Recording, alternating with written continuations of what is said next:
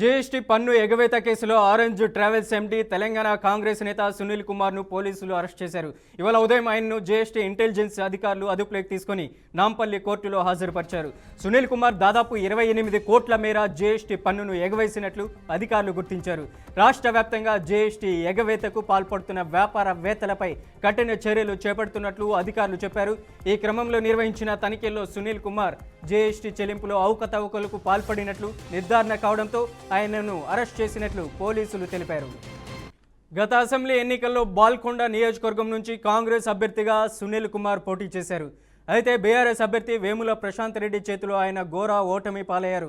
రాజకీయాల్లో కొనసాగుతూ భారీ వ్యాపారాలు నిర్వహిస్తున్న నేతగా గుర్తింపు పొందిన సునీల్ కుమార్ అరెస్టు రాజకీయ వ్యాపార వర్గాల్లో కలకలం రేపుతుంది.